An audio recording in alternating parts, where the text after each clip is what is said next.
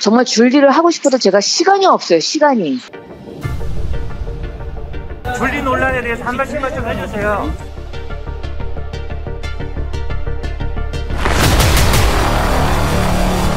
고발장 초안을 아마 저희가 만들어서 일단 보내드릴게요.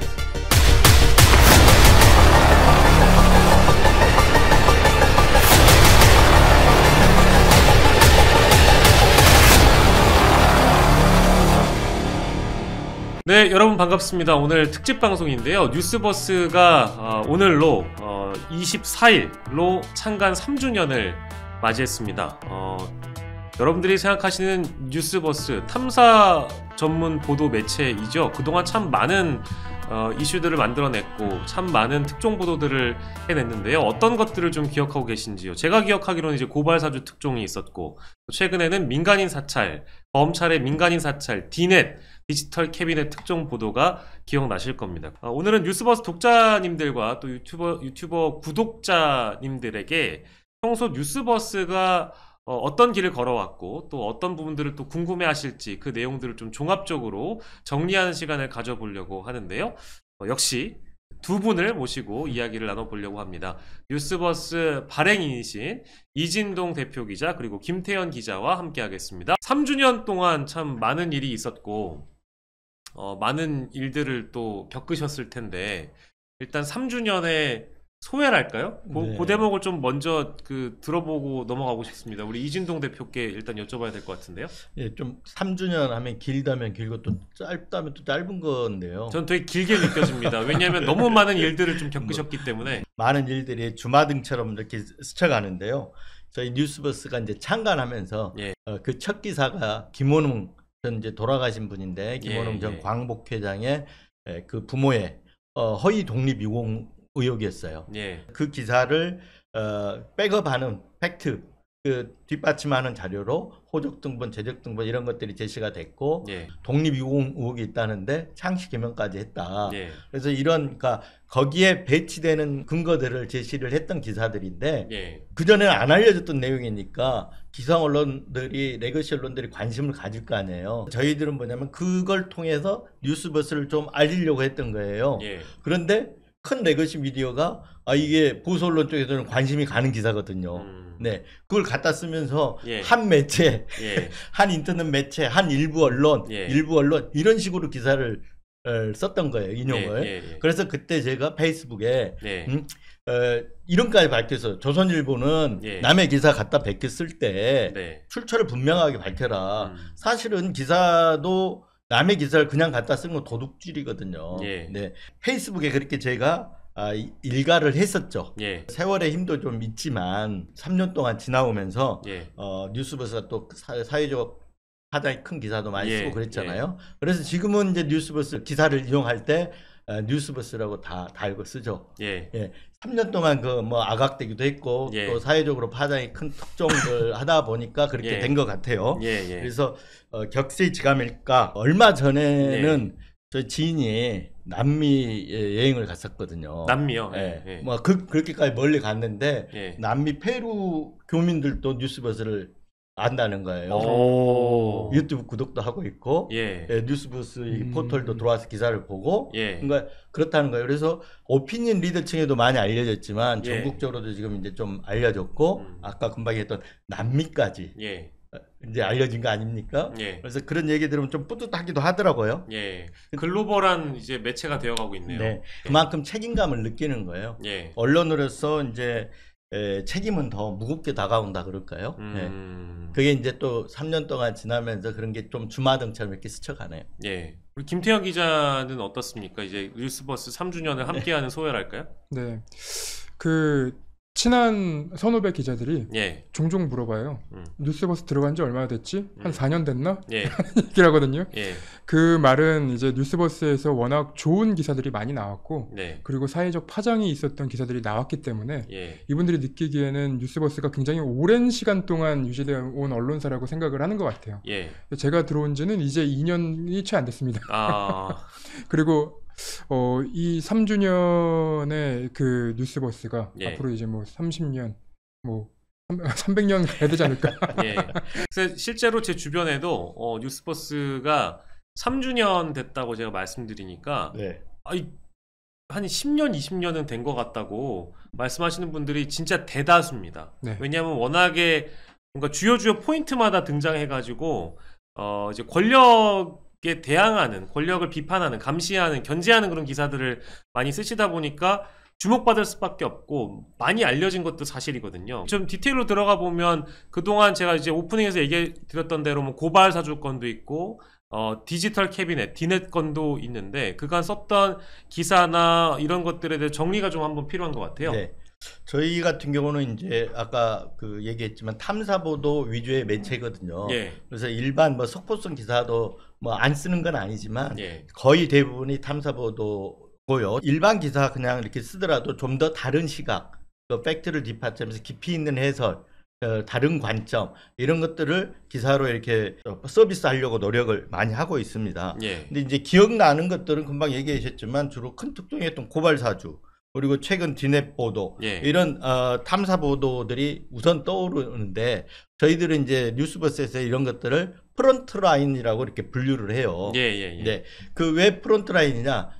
프론트라인 뜻이 최전선이라는 뜻이거든요. 예. 저널리즘의 권력, 언론의 그 어떤 기본적인 역할, 이건 권력 감시, 권력 비판인데 예. 어떤 권력 감시의 최전선, 권력의 어떤 대책점에 권력과 긴장 관계의 최전선 맨 앞에 있다. 예. 이래서 그 프론트라인이라고 쓰거든요. 예. 그래서 뉴스버스에 들어와서 보시면 프론트라인이라고 분류가 돼 있어요. 예. 그래서 프론트라인으로 분류되어 있는 거기에 클릭을 하면 전부 그동안 뉴스버스가 쏘았던 탐사 보도들이 예. 쭉 다 있어요. 예. 그래서 제가 여기 나오면서 한번 그동안 3년 동안 예. 얼마나 썼는지 이렇게 좀 세워봤거든요. 예. 그랬더니 이제 주제별로, 예. 사안별로는 한 57건 정도, 57개 오. 이 정도 되는데, 네. 근데 그 한 사안에 대해서 어떤 거는 예. 단발성 기사도 있지만 예. 아닌 경우는 지난번 디넷 보도 같은 경우 한 20개 기사가 달려 있습니다. 네, 거의 매일같이 단독을 하셨으니까요. 네, 20개 기사가 달려 있고 고발 사주 건은 제가 보기에도 한 수십 건이 될 거예요. 예. 이것들을 이제 다 분류를 해가지고 해놨는데 예. 그렇게 기사로 보면 한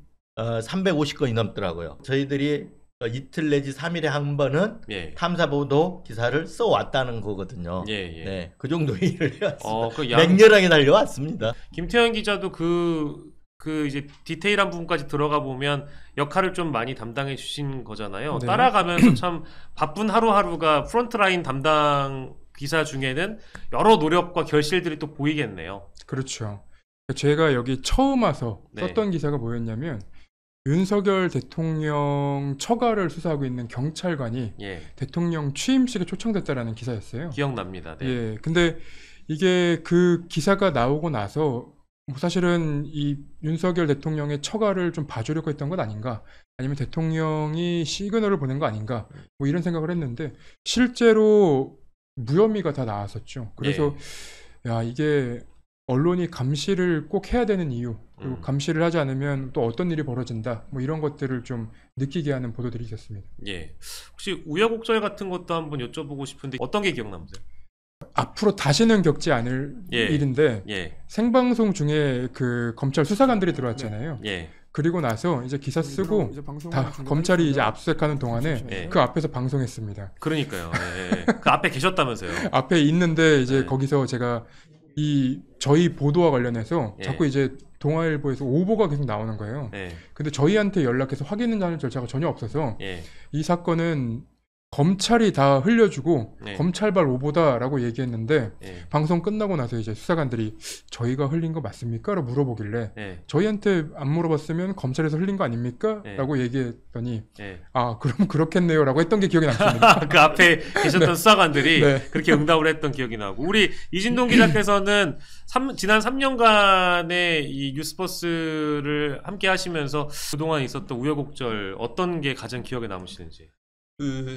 이제 김태현 기자가 들어오기 전인데 네네네. 뉴스버스가 알려지게 된 게 예. 줄리 의혹을 아시죠? 줄리 의혹. 그때 김건희 여사를 단독 인터뷰를 했었는데 이 단독 인터뷰, 그리고 아까 얘기했던 고발사주 특종, 그리고 작년 말에 있었던 그런 그 디넷 보도, 그리고 그 전에 이제 아까 김태현 기자 생방송 중에 겪었다는 예. 검찰 소환 조사, 이런 것들이 이제 우여곡절이라면 우여곡절이고 기억에 남는데, 특히 이제 그 저희들이 이렇게 취재를 하다가 보면 예. 취재도 중요하지만 사실 기사를 맥락하고 이 본질을 잘 정리해서 독자들한테 드러내주는 게 중요하거든요. 예. 구슬이 서말이라도 깨워야 된다는 얘기가 네, 있잖아요. 네, 네. 이런 것 좀 잘 깨워서 잘 보여줘야 되는 건데 그래서 지난 3년 동안 이제 탐사보도 기사들은 제 손때가 묻지 않은 기사들이 없어요. 네.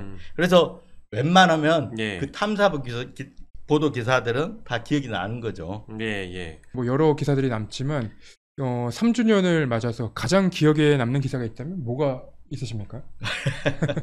그 김태형 기자 들어오기 전인데 그 아무래도 고발사주 보도 특종이 가장 기억에 남아요. 그래서 우리 김태형 기자 직전에 타사로 이직한 전혁수 기자가 이제 그 물어온 기사예요. 취재 기간을 그때 2개월 정도 뒀었거든요. 근데 기사가 나가는 날 아침까지 막바지까지 정말 고생을 많이 했었는데 그 전날까지 기사를 구성할 정도의 어떤 고발장 페이지라든가 이런 것들이 있었는데 이 막상 고발장에 들어가 있는 주요 고발 혐의가 안 네. 들어온 거예요. 네. 기사 전날까지. 그래서 기사 써놓을 건 써놓고 그래서 마지막 전날 밤 거의 10시, 11시쯤에 전육수 기자가 이제 그 조성은 씨를 설득해 가지고 고발장 혐의 내용을 거기서 구술로 받아가지고 그날 새벽 4시까지 해서 기사를 만들었는데 그 짧은 시간 동안에 이걸 판단하고 해석해야 되잖아요. 그렇죠. 고발장의 피해자가 윤석열, 한동훈, 김건희였다. 이 부분이 새롭게 드러난 거예요. 그 짧은 시간에. 그래서 거기에 대한 해석을 하느라고 밤새고 기사도 전부 뜯어 고쳤고 그래서 권력 사유화, 검찰권의 사유화라는 게 그날 그 11시 이후에 들어간 거죠.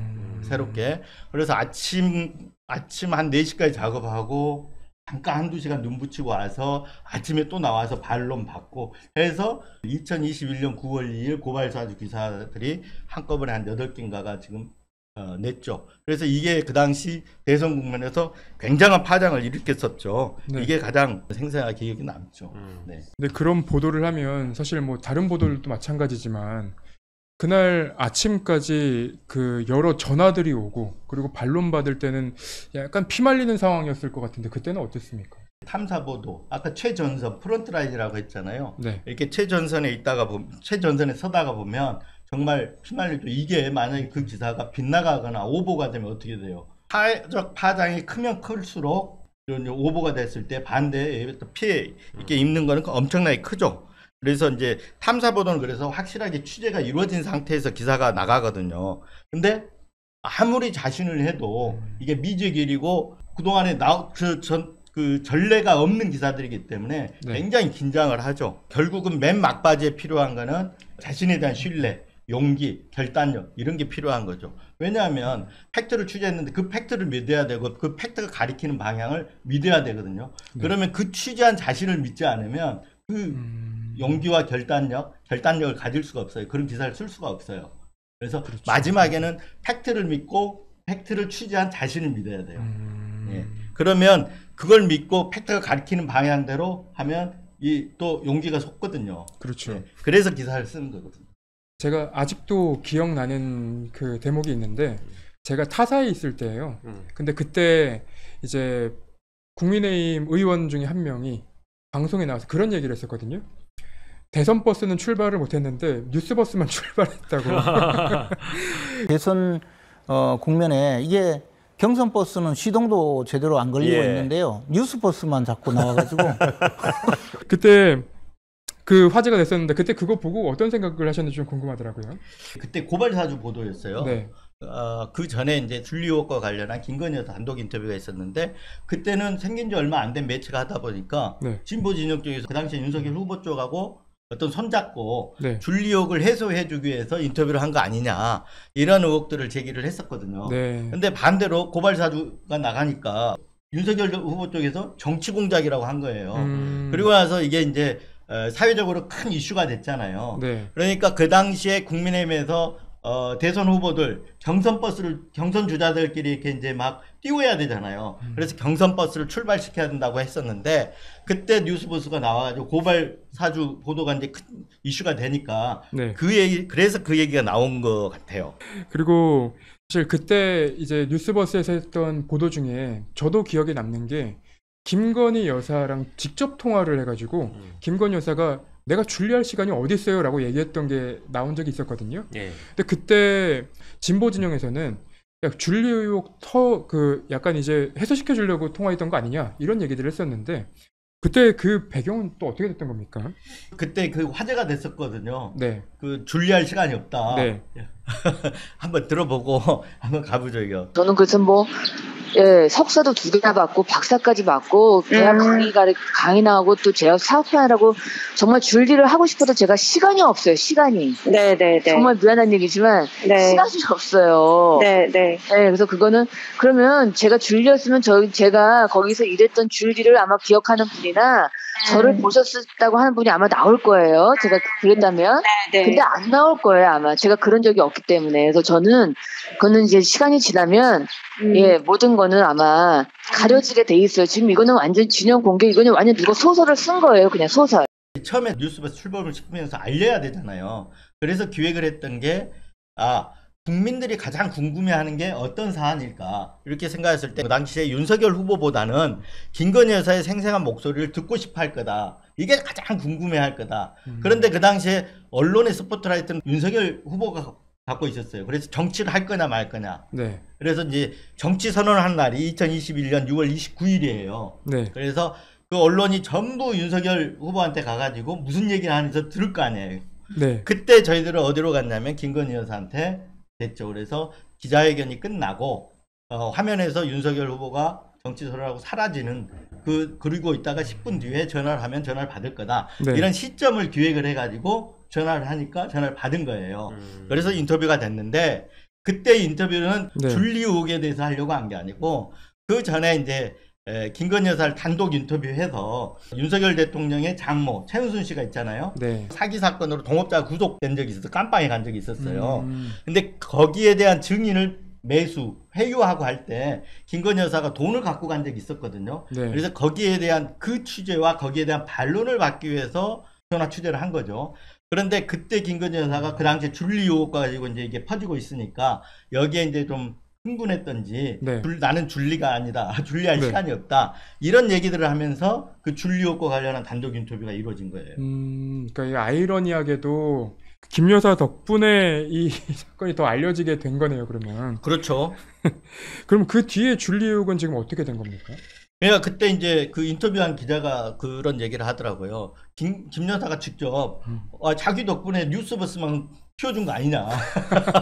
그러니까 실제 네. 그 뉴스버스가 김건희 네. 여사의 인터뷰로 인해서 굉장히 많이 알려지게 된 거죠, 그때. 네. 그게 언제냐면 첫 기사가 나가고 불과 열흘도 안 됐어요. 네. 네. 그러니까 바로 생긴 지 얼마 되지 않아서 인터뷰가 이루어진 거죠. 그때 이제 그 기사를 보면 이렇게 돼 있어요. 줄리가 아니다라고 일방적으로 김 여사가 해명하는 식이었단 말이에요. 맞습니다. 그래서 그때 제가 편집인 줄을 직접 썼는데, 그러니까 그 당시에 줄리 의혹도 확인이 되지 않았지만 김 여사 나는 줄리가 아니다라고 했던 주장도 일방적 주장이다. 하지만 이게 김 여사가 당사자로서 목소리를 냈기 때문에 하나의 근거로서 남겨놓기 위해서 우리가 인터뷰를 했다. 네. 그리고 김 여사에 제기됐던 의혹에 대해서는 또 앞으로 뉴스버스가 검증해야 할 것이다. 이런 어떤 편집인 줄을 실어놨었거든요. 네. 사실 그 줄리 의혹을 맨 처음 제기했던 열린공감TV인가요? 네. 거기에 그 안혜욱 나왔던 안혜욱 선생님이나 이런 분들이 지금 재판을 받고 있잖아요. 네. 지금 이게 재판이 진행이 되고 있어요.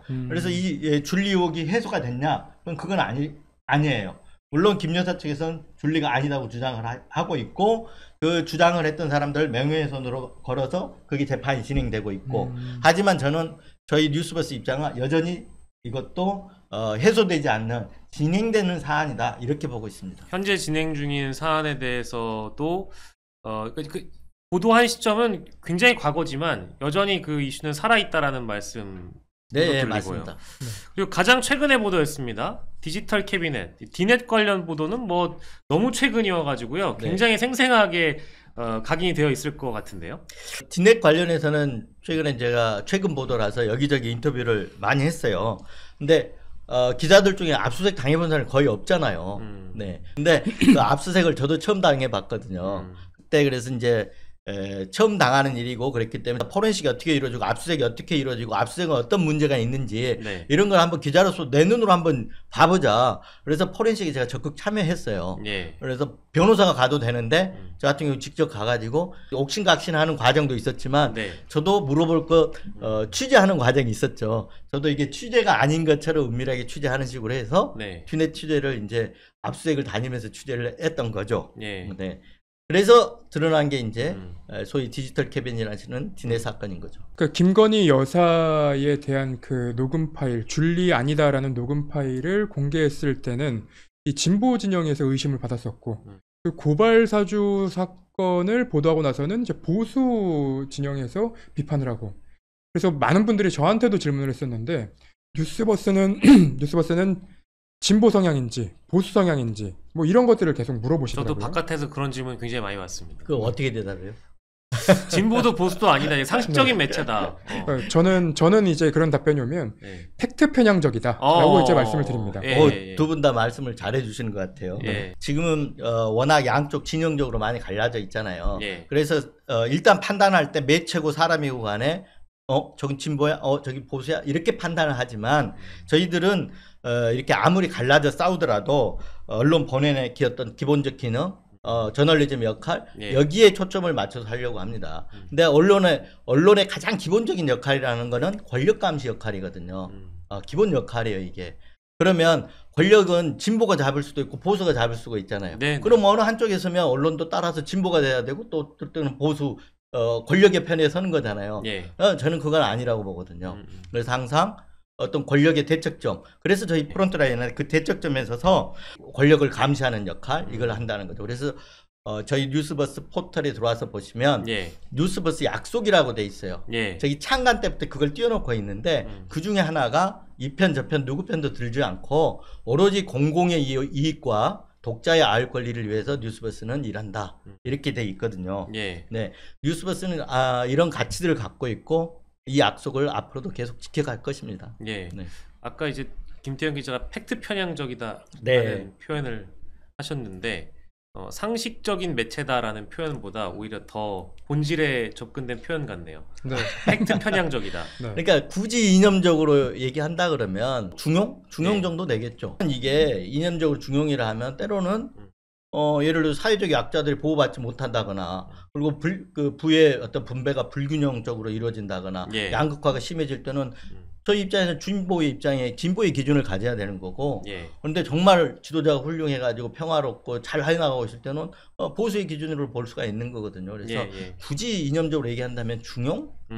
하여튼 중용의 도 예. 이걸 좀 맞춰서 좀 하려고 한다. 네, 이렇게. 같은 맥락의 질문일 수도 있는데 유튜브 시청하시는 분들은 그런 의구심을 가지면서 컨텐츠를 볼 때 아니 요즘에 뭐 방송을 보더라도 너무 윤석열 대통령을 비판하는 쪽에 골몰하고 있는 거 아니냐 이제 그런 질문들이 나올 법하거든요. 어떻게 봐야 될까요? 저도 그런 얘기를 많이 듣습니다. 네. 윤석열 대통령하고 원수졌냐? 왜 윤석열 대통령만 까냐? 네. 이런 얘기를 하는데 혹시나 뭐 명예훼손 관련해 가지고 수사를 받다 보니까 그렇게 돌아선 거 아니에요? 이런 질문도 많이 나와요. 그렇지는 않고 뉴스버스의 또 탐사보도 기사를 보시면 처음부터 윤석열 후보에 대해서 검증이 굉장히 많습니다. 네. 저는 그 윤석열 후보에 대해서 검증을 그때도 최선을 다해서 했지만 예. 많이 부족했다고 생각합니다. 음. 그때 언론이 윤석열 후보에 대해서 제대로 검증을 했다면 지금 2년 만에 이런 상황까지 오지 않았다. 예, 저는 예. 이렇게 생각하고 있는데요. 예.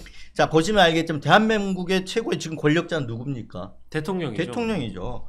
더구나 윤석열 대통령은 뭘 기반으로 합니까? 지금 칼을 가진 검찰을 기반으로 하고 있잖아요. 예. 그리고 2년 동안 윤석열 대통령 집권 2년 동안 집중적으로 수사받는 데는 어디입니까? 야당이잖아요. 예. 네. 그러면 최고 권력자가 윤석열 대통령인데 오늘 아까 말했듯이 탐사보도 언론의 본연의 역할, 기본의 역할은 권력 감시잖아요. 예. 그럼 최고 권력을 감시하는 게 제일 우선이 돼야 된다는 거죠.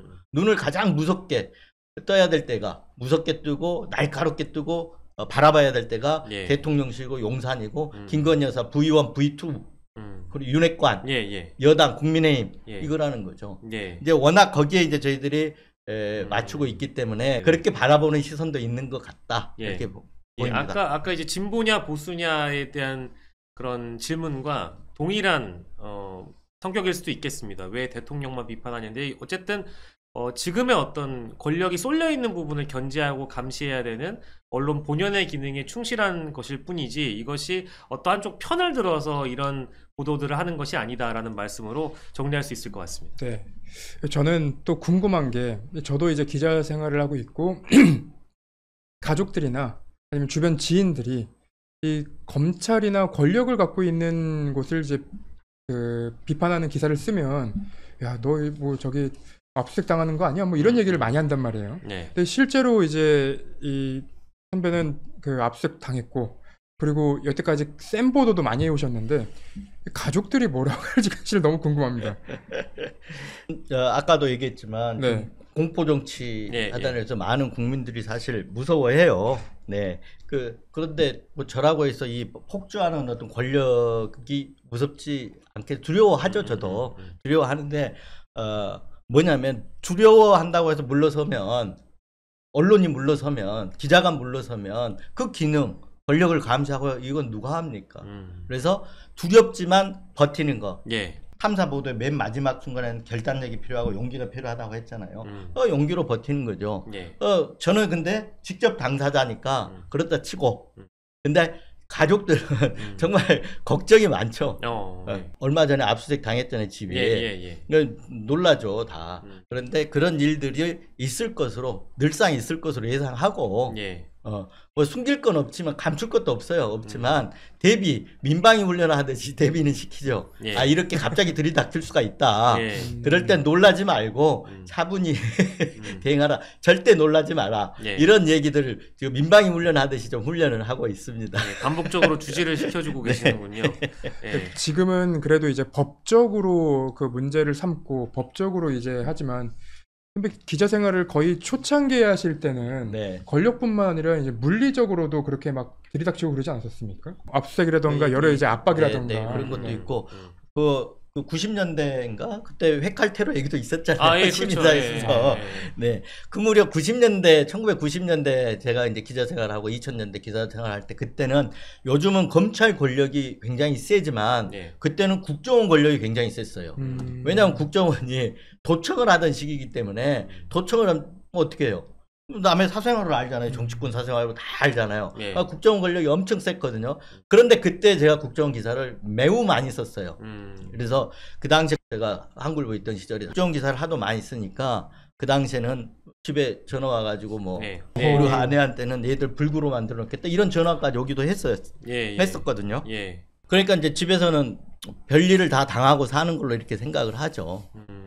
뭐 이뿐만 아니에요. 예. 국정농단 사건 하고 나서는 예. 네. 그때는 또 잘 아시지만 이제 제가 탄핵 기획을 했다고 이렇게 몰렸는데 네. 그 태극기 세력들이 체포 특공조까지 만들어가지고 이진동을 체포하라가 된 건가요? 아, 그게 지금 뭐 최대집 씨나 네. 변희재 씨들이 있어요. 인터넷 가보면 이 사람들이 체포 특공조 결성해가지고 네. 이진동 뭐 잡자 막 해가지고 와. 이렇게까지 한 게 지금 인터넷에서 돌기도 해요. 예. 뭐 변희재 씨하고 가서 밥도 먹고 하지만 그 당시엔 또 그랬었어요. 그래서 얼마 전에 물어봤더니 또 잡아떼기는 하던데. 예. 근데 인터넷에 들어가 보면 남아 있어요 여전히. 예. 네, 저에 대해서 원망. 아내는 원망도 많이 하죠. 예. 근데 워낙 오래되다 보니까 예. 그런 철학을 가졌다고 그래요. 그러니까 내가 통제할 수 없는 일, 예.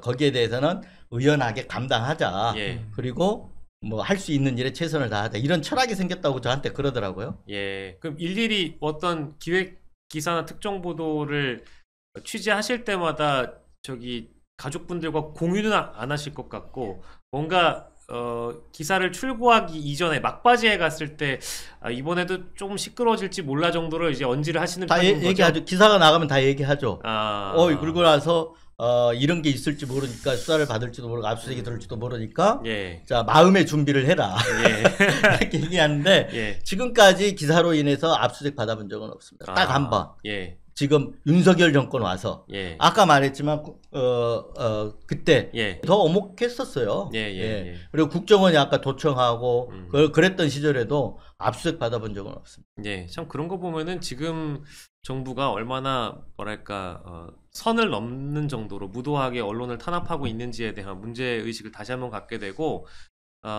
이게 주류의 삶을 사는 게 얼마나 등 따숩고 배부른지는 어느 정도 나이 먹어보면 대충 알거든요. 네. 주류에 편승한 삶이 제일 좋습니다. 근데 뭔가 비주류의 길을 걷거나, 비주류라는 표현이 적합한지 모르겠습니다만 뉴스버스가 가는 길이 비주류라는 표현보다는 권력에 대응해서 있다 보니까 뉴스버스가 먹고 사는 거는 괜찮나? 이런 걱정들이 하시는 분들이 많아요. 왜냐하면 권력을 좀 더 이렇게 비춰주고 이분들을 좀 더 이렇게 포장해주고 미화시키면 아 그래도 뉴스버스가 잘하고 있구만 해서 지금 주류 권력 쪽에서 뉴스버스를 좀 더 예쁘게 봐주고 예산도 좀 더 지금 어떻게 보면 국가 권력을 동원해서 예산도 좀 안겨주고 이런 언론들이 많이 있잖아요. 근데 네. 그와는 반대된 길이기 때문에 뉴스버스가 지금 재정적으로 괜찮나 이런 걱정을 하시는 분들이 있을 것 같아서요.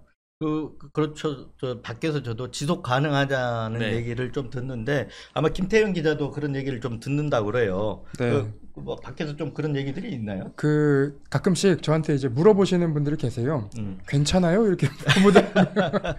그런 식으로 많이들 걱정은 해요. 네. 네. 그래서 처음에 이제 잡은 게 후원 예, 수익으로 예. 좀 운영해 보려고 했는데 후원만 갖고는 좀 안 되더라. 그래서 광고도 조금 받고 있고 그리고 지금 유튜브 예, 하고 예. 있잖아요. 네. 유튜브 수익 이렇게 좀 수익 구조를 다각화해서 조금씩 해서 버틸 정도는 된다. 얼마 전까지 저는 이제 발행인의 대표 맡고 있지만 예. 저는 한 분도 못 가져갈 정도였는데 지금은 조금씩 이제 가져갈 수는 있을 정도. 그러니까 버틸 정도는 되고 있다. 탐사보도 매체를 표방하고 있잖아요. 탐사보도 중심이다 보니까 광고하고는 좀 양립하지 않느냐 이렇게 보시는 분들도 있어요. 그래서 저도 광고 수입을 전혀 무시할 수는 없지만 그 초심이 훼손되지 않을 정도. 예. 그렇다고 또 저희가 오만하지 않게 비칠 정도 선에서 좀 어느 정도는 광고 수익도 좀 의존할 필요가 있다 이렇게 생각하고 있는데 굉장히 저도 조심은 하고 있습니다. 많이 듣는 질문 중에 하나가 사실은 그런 것도 있어요. 수익 관련한 내용들도 있지만 조선일보 출신의 대표가 있는데 어떻게 이렇게 보수 정권을 비판할 수 있느냐 이 의문점을 갖고 계신 분들도 계시더라고요. 네. 그에 대해서도 한번 좀 궁금증을 해소시켜 주시면 좋을 것 같습니다. 밖에서는 조금 걱정스러운 눈으로 이렇게 보시는 분들도 있는데 그렇잖아요. 이게 세상 일이라는 게 일방통행으로만 가지는 않거든요.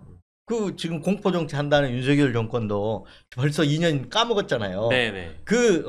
5년짜리 정권에서 2년 벌써 까먹고 이제 남은 거 3년밖에 안 남았는데 예. 3년도 지금 상황에서는 다 채울지 못 채울지 몰라요. 뭐 그렇습니다.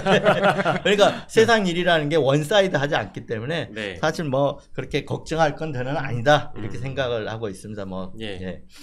그리고 이제 조선일보 얘기를 했는데 원래 제가 이제 있었던 것이 한국일보에 12년이 있었고 네. 조선일보에서 3년 6개월 그리고 TV조선에서 6년 한 8개월 정도 그리고 지금 뉴스에서 3년 이렇게 이제 됐는데 저는 원래 스타일이 기자는 기자라는 거예요. 그러니까 어떤 회사의 성향에 종속돼서 회사의 성향에 동화돼서 또 열심히 일하는 기자들도 있는 반면에 그 어떤 성향하고 좀 나름대로 독립해서 기자 개인들이 각자 또 일하는 분들이 있거든요. 그러니까 기자 자체는 정말 독립된 개체로 봐야 된다는 거예요. 기자를 가지고 만약에 회사 성향하고 일치를 시켜버리면 기자는 다 부속품이 돼버리거든요. 예를 들어서 한겨레 기자로 한겨레 기자 성향하고만 맞냐? 저는 아니라고 봐요. 조선일보라서 조선일보 성향하고 다 맞냐? 그건 아니라고 보거든요. 동의합니다. 예. 네. 그래서 기자들은 각자 기자들 갖는 어떤 독립 개체로서 기자들도 존중을 받아야 된다고 저는 생각하는데 저는 이제 일종의 후자였죠. 그래서 TV조선에 있을 때도 국정농단 사건을 했었잖아요. 이게 조선일보 성향이나 TV조선 성향하고 완전히 역행하는 보도였거든요. 네. 그렇죠.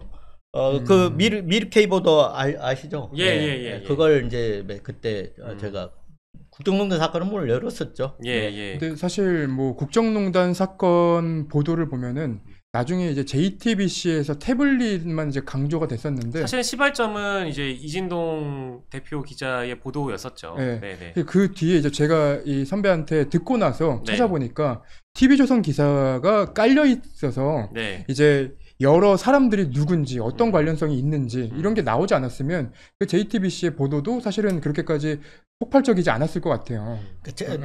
TV조선의 미르케이 스포츠 보도가 없었으면 JTBC의 보도 자체도 없었어요. 그러니까 문을 연 보도였죠. 그래서 그 당시 이제 제가 데리고 있던 취재팀을 퍼스트 펭귄 팀이라고 그랬어요.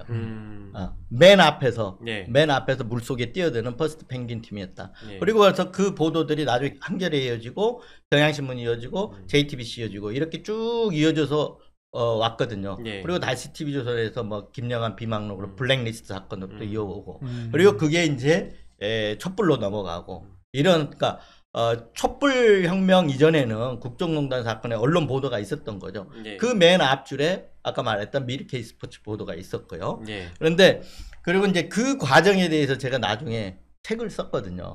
네. 그런데 내부의 일도 썼을 거 아니에요. 예, 예. 그 역행하는 과정 예. 그리고 그 당시의 압력들 이런 책을 쓰다 보니까 내부에서는 이게 내부 고발로 비춰졌나 봐요.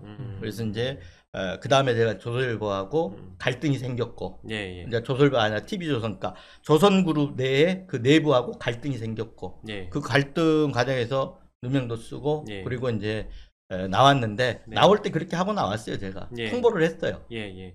내가 기자로서 조선일보 기자로서 내지는 TV조선 기자로서 거기에 기자로서 공헌한 부분, 기사로서 공헌한 부분도 있을 거고 예. 내가 기자로서 기자 생활을 하면서 혜택 받은 부분도 있을 거다. 예. 그렇지 않겠어요?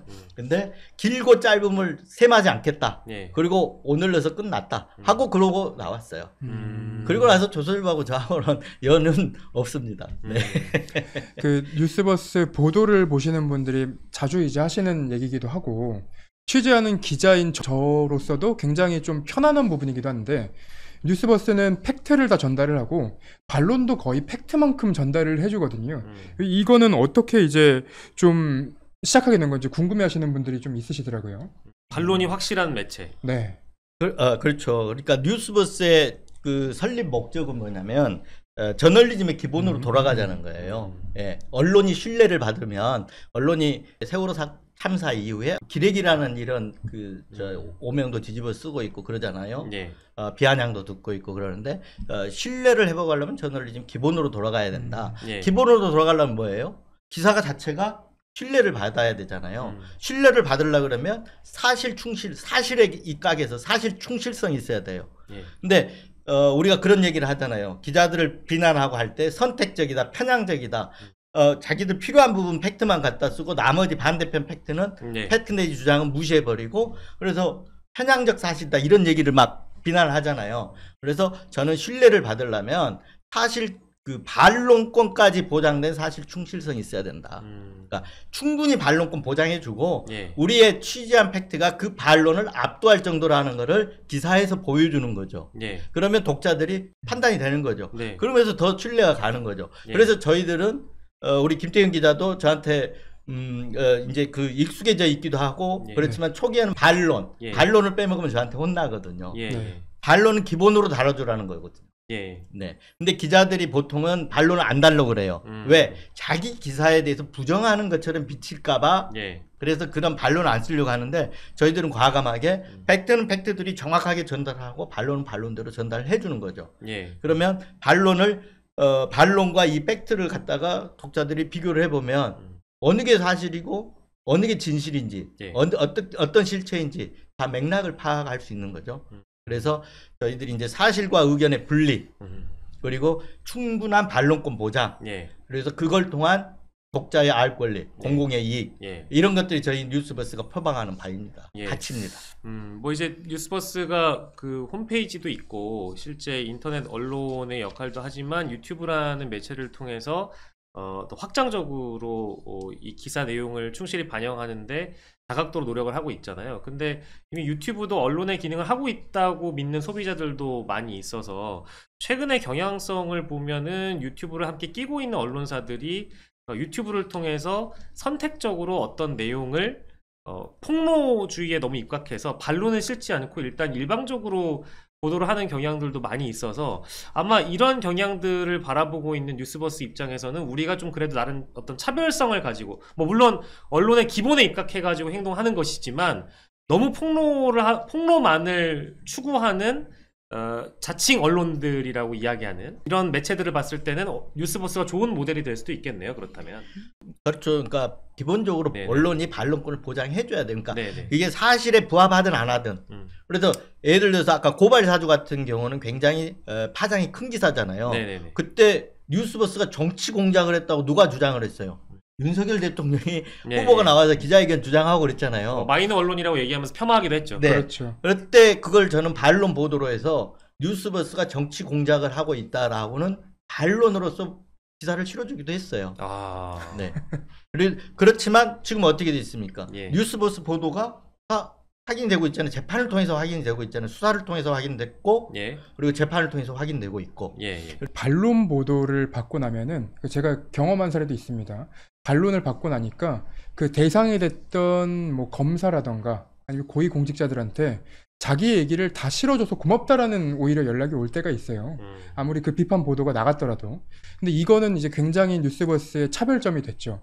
근데 거기다가 이 기성 언론들이 훑고 지나가는 것들이 있잖아요. 단신들. 근데 그런 기사들을 더 깊숙이 보도하는 것이 사실은 독자분들이 더 뉴스버스를 신뢰하고 보는 이유인 것 같은데, 이게 왜 어떻게 이제 이렇게 뉴스버스의 방향이나 아니면 이런 평가를 받게 됐는지 여기도 좀 궁금증이 있으시더라고요. 아, 그래요? 그러니까 보통 이제 독자들은 깊은 정보를 원하거든요. 네. 예, 레거시 미디어들이 좀 이 부분에 대해서 반성을 해야 되는 게, 워낙 돌아가는 이슈에 치중만 하다 보니까 진짜 속 깊은 어떤 해설이라든가 이런 것들은 우리가 많이 부족해요.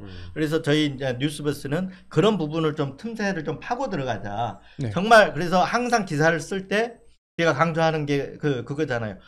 독자들은 뭘 궁금해할까? 독자들이 궁금해하는 게 뭘까? 이거를 중심에 놓고 기사를 쓰자는 거거든요. 네. 네. 그래서 그걸 제목을 먼저 뽑아놓고 거기에 맞춰서 기사를 써가요. 네. 그래서 다른 레거시 미디어들에 나오지 않는 그런 어떤 시각, 관점도 나오고 다른 그런 팩트도 나오고 그런 것 같아요. 예. 해설이라는 대목을 이제 좋아하시는 분들이 많이 있더라고요. 그러니까 이제 그러니까 보도도 하시지만 이 사실을 넘어서 이제 진실을 볼 수 있는, 이걸 어떻게 봐야 되냐, 그렇다면 요 의미는 무엇이냐, 이 사실관계가 드러난 배경은 또 무엇이고, 이거를 앞으로 이제 전망을 해보는 시간도 뉴스버스에서 이제 해설이라는 의미로 또 담고 계신데, 이제 그 파트를 좋아하시는 분들이 제 주변에 많이 있는 것 같아서 방금 설명해주신 독자들이 궁금해하는 것은 무엇인가, 이제 그 대목을 함께 다뤄주시는 게 뉴스버스의 또 장점이기도 한 것 같고요. 근데 사실 해설 기사 쓰기가 제일 어렵거든요. 그렇습니까? 네. 네. 그러니까 스트레이트 기사는 네네. 팩트를 나열하면 되기 때문에 네. 그 구성만 잘 하면 되거든요. 팩트 구성. 그래서 맥락과 본질이 뭐냐 이걸 드러내주는 팩트 구성만 하면 돼요. 예. 그런데 이 해설은 또 그 팩트가 빈 공간들이 있거든요. 그걸 예. 채워서 이건 이겁니다라고 보여줄 수 있는 게 뒷받침되는 게 해설 기사가 따라줘야 돼요. 예. 근데 보통은 어떻게 되냐? 팩트가 듬성듬성 있는데 해설을 거기다 끼워 넣어버리면 해석이 들어가 버리잖아요. 예. 그러면 기사가 편향적으로 돼버릴 가능성이 있어요. 예. 그래서 저희들이 표방하는 게 사실과 의견을 분리하자는 거예요. 해석, 분석 이거는 의견이거든요. 예. 그리고 팩트, 사실은 사실대로 보여주고 의견은 의견대로 보여줘야만이 독자들이 받아들일 때 이건 확인된 사실이구나, 이건 기자의 해석이구나, 예. 분석이구나 이렇게 알 수 있잖아요. 예. 근데 지금 레거시 미디어들 보면 오묘하게 좀. 오묘하게 팩트와 해설을 결합시켜서 해설을 마치 팩트인 것처럼 이렇게 써버린단 말이에요. 예. 그럼 전문가들은 언론 전문가들은 여기 종사하는 사람들은 구별해낼 수 있어요. 예. 그렇지만 일반 독자들은 구별해내기가 힘들어요. 예. 그래서 그 기사 하나를 전체를 다 어디 동아일보에 나왔으니까, 한겨레에 나왔으니까 이거 다 사실인 거 아니야 이렇게 보는데 예, 이걸 예. 분리해줘야 된다는 거죠. 그래서 그래서 저희들은 사실 기사는 사실 기사대로 아까 얘기한 대로 분석하고 해설은 저희가 그래서 타이틀 붙여놓잖아요. 예, 예. 분석과 해설, 해석과 의견 뭐 이렇게 붙여놓은 거거든요. 예, 예. 그래야 독자들이 이건 기자의 해석이구나, 예. 어떤 사안에 대한 해설이구나 이렇게 알죠. 그러면서 신뢰를 담보할 수 있다라는 거거든요. 예, 예. 하여튼 그 약속, 이건 계속해서 창간 때부터 지금 저희들이 지켜오고 있습니다. 앞으로도 지켜갈 겁니다. 예, 예. 그 대목을 아마 믿고 또 신뢰감을 가지시는 독자분들, 소비자분들이 많으실 것 같아서 일단 저희 덜어 언급을 해봤고요. 진짜 비근한 예로 최근에 있었던 그 김건희 여사 디올백 수사와 관련해서도 이제 알선수재 혐의를 검찰이 적용해서 실제 수사하는지 안 하는지가 이 검찰의 어떤 수사에 대한 진심, 진위 이런 걸 파악할 수 있다. 이제 그 대목을 실제 제 주변에서도 좋아하셔가지고 아 뉴스버스가 이런 해설을 담아주니까 너무 좋다더라 라는 반응을 제가 좀 소개를 해드렸고요. 자 마지막으로 이제 뉴스버스의 비전에 대해서 한번 질문을 드려봐야 될 것 같아요. 지금 뉴스버스 뉴스버스에서 한 500명 정도가 일하고 있어요. 예, 500명이나. 네. 아 그렇군요. 어떻게 제가 사무실에서 500명을 보진 못했지만 500명이나 일을 하고 있군요. 우리 일당백 하는 저 예. 김태현 기자도 있고 또 예. 일당백 하는 PD도 있고 기자도 예. 있고 벌써 몇 명입니까? 예, 예. 한 3,400명 되잖아요. 그쵸, 네. 그리고 일당 열은 하는 시민 기자들이 또 있어요. 아 그렇게 되면 500명이 될 수 네, 있겠네요. 500명 정도가 되잖아요. 예. 우리 박앵커도 일당 100 하잖아요. 예, 일당 100을 하기 위해 노력을 하겠습니다. 하죠. 예. 지금까지 3년 동안은 정치 사회 쪽 이쪽에 이제 포커싱이 돼 있었단 말이에요. 예. 어떤 숫자적으로 일당 100은 하지만 이게 한계가 있는 거죠. 인력의 음. 한계도 있고 그랬는데 저희가 이제 이 탐사 보도 팀을 조금 더 넓혀서 한 5개 팀 정도. 예, 예. 그래서 한 일당 100씩 해서 거의 한 2,000명? 예, 예. 2,000명 정도는 일단 1차적으로 예. 생각을 하고 있습니다. 예. 네.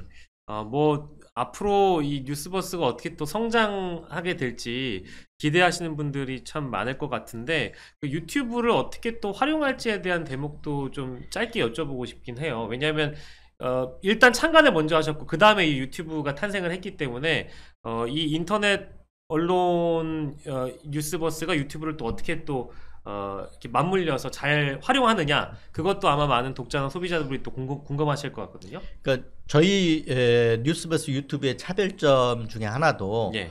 이렇게 말로만 해설을 하는 게 아니고 중간에 저희 뉴스버스 팩트들이 섞여가지고 얘기를 하는 거잖아요. 예. 네. 그래서 저희들은 이제 포털의 뉴스버스 뉴스 이거는 탐사보도는 하나의 컨텐츠 기지 같은 역할을 하고 예. 그걸 기반으로 해서 유튜브는 활용하는 플랫폼이다. 예. 이렇게 지금 생각을 하고 있습니다. 그래서 뉴스버스 기사들이 많아지면 많을수록 컨텐츠가 풍부해지잖아요. 예. 그거를 이제 유튜브로 활용을 하는 거죠. 지금 가는 방향은 유튜브가 맞는 것 같아요. 그래서 네. 유튜브를 더 강화하려고 이렇게 구상을 하고 있습니다. 그래서 예. 컨텐츠 기지 역할을 하는 기사들은 아까 얘기했던 대기업 팀 예. 그리고 이제 환경 재난 안전 그리고 문화 언론도 권력이거든요. 예, 그래서 예. 문화 언론 그리고 금융 권력이 있으니까 금융 IT 이런 분야별로 저희 이제 포진시키고 거기에서 나오는 컨텐츠들을 1차적으로 텍스트 기사로 예. 포털에 내고 그걸 기반으로 해서 또 유튜브 뉴스버스 유튜브를 방송을 하고 예. 이렇게 구상을 하고 있습니다. 그래서 또 근데 좀 수익도 생각을 해야 되기 때문에 예. 유튜브에서는 좀 유튜브를 조금 다각화하는 방안도 생각을 하고 있습니다. 예, 알겠습니다. 마지막으로 이 3주년 우리 창간 3주년 방송 특집 방송에서 우리 두 분께 마지막으로 하시고 싶은 말씀을 좀 듣도록 하겠습니다. 우리 김 기자가 먼저 할까요? 네, 이제 제가 뉴스버스에 처음 올 때 해주셨던 말이 잊혀지지가 않습니다. 뉴스버스는 게릴라 언론이다라고 이제 말씀을 주셨었거든요.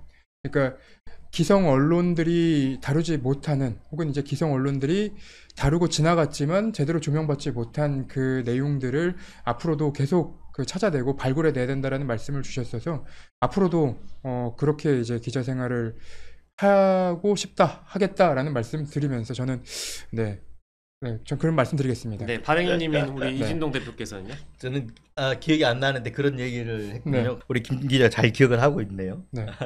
근데 저기 이제 창간 3년 됐는데 이렇게 버텨올 수 있었던 건 우리 김태현 기자도 노력하고 PD도 이렇게 노력해 주시고 그래서 버텨올 수 있었지만 무엇보다도 창간 때부터 잊지 않고 또 후원해 주신 분들이 계세요. 네. 이런 분들이 관심 갖고 후원해 주시고 또 유튜브 구독자도 지금 23만이 됐는데 유튜브 또 후원도 해주시고 예. 이런 분들이 그 구독, 후원, 성원, 관심 예. 이런 것들이 저희들의 어떤 버팀목이 되는 거죠. 예. 네. 사실 좋은 언론은 독자의 관심이 만들어내는 거거든요. 예. 네, 그래서 많이 관심 가져주시고 사랑해 주시면 또 좋은 기사로 저희들은 보답하려고 하고 있습니다. 예. 네. 제가 그 유튜브 이슈버스를 진행하고 나서 라기보다는 기존의 이제 뉴스버스를 신뢰감 있는 언론으로 바라보셨던 많은 소비자분들 또 이제 예비 구독자분들이 좋은 평가를 해주셔서 지금 제가 20만이 되기 전에 이제 합류해서 방송을 하고 있었는데 그 사이에 벌써 이제 24만을 바라보는 상황이 됐고요. 아마도 발행이신 이진동 대표께서 물론 뉴스버스를 정기 구독해 주시는 분들뿐만 아니라 유튜브를 또 구독해 주시는 또 구독자분들이 더 얼마만큼 늘어났으면 좋겠다라는 그런 목표치도 있을 것 같긴 한데요. 아마 마음은 100만이겠지만 차근차근 밟아가서 이제 50, 올해 50만, 내년에 100만 이런 목표가 있을 것 같기도 한데 그것도 짧게 여쭤봐도 될까요? 박이코도 유튜브 하잖아요. 예. 그 100만 갖고 되겠어요? 아, 그럼요. 더 많이 늘어나야겠죠. 네. 우선은 이제 제일 좋은 거는 저희들이 무조건 네네. 구독자를 늘리기보다는 좋은 방송, 그리고 아까 말한 신뢰 있는 어떤 팩트들이 담보된 뉴스만의 차별화된 방송을 통해서 신뢰받고 신뢰할 수 있는 분들이 들어와서 구독자가 늘어나서 100만이 되고 200만이 되면 좋겠다 이런 생각을 하고 있습니다. 그래서 올해는 1차 목표가 너무 적게 잡았는지 모르겠는데 한 50만 정도 잡고 있습니다. 그래서 50만이 그리고 내년쯤에는 100만이 되는 이런 꿈을 꾸면서 노력을 거기에 맞춰서 노력해 가고 있습니다. 알겠습니다. 올 한 해 목표를 또 달성할 수 있도록 많은 분들의 도움과 또 이 채널에 대한 또 공유 또 함께 해주시면 너무 좋겠죠. 뉴스버스라는 언론사가 창간 3주년이 되기까지 많은 구독자분들 또 소비자분들께서 계셨기 때문에 이런 방송도 할 수 있구나라는 생각이 또 함께 들고 있습니다. 오늘 창간 3주년 방송 이진동 뉴스버스 대표와 또 함께 했고요. 함께 해주신 김태현 기자까지 모든 분들께 감사드리면서 저희가 또 무럭무럭 성장할 수 있는 토대를 우리 구독자 여러분들, 소비자분들께서 마련해 주시길 또 기대해 보도록 하겠습니다. 오늘 이 시간 감사드리고요. 저희는 4주년 방송 때 또 함께 할 수 있는 날을 기대하도록 하겠습니다. 여러분들 끝까지 시청해 주셔서 대단히 고맙습니다. 감사합니다.